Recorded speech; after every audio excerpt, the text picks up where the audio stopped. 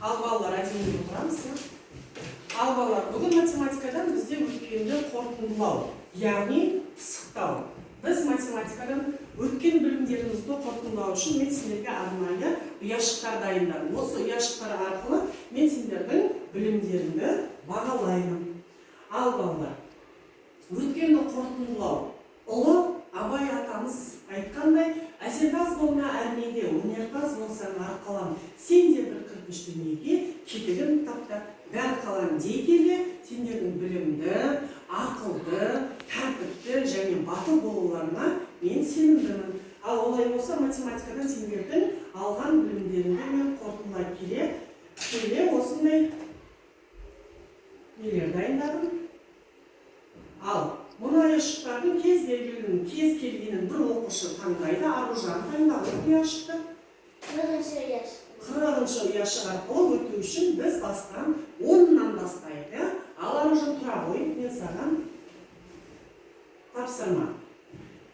Әр дұрыс жауап үшін бір фишкамен бағалап отырамын. Ал 2-нің кубы, 2-нің кубы, Мейрамбек, 8, 12. Ал тексереміз, 2-2-ні көбейтеміз. 4-ке 2-ні көбейтеміз. 8. Мейрамбек. 3-тің квадраты.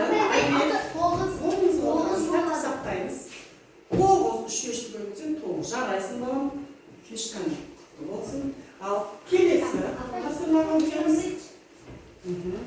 20 ұпай. 4-5 жол. Тоқтарды. Біздің соқтың алтын ережесі бар. 405. Орныңыздан рұқсатсыз көтерін, тек қана қолдарыңызды көтеріңіз. Ал келесі 30 ұпайлық жауап арақашықтың формуласын бізге тақтаға жазып береді. Шықпаған оқушы Аружан. Арақашықтың формуласын жаза ғой. Абай арақашықтың айшықтың көрінбейді. Атап балам, не екен? Арақашықтықты көбейтеміз. Жылдамдықпен, уақытпен жылдамдыққа.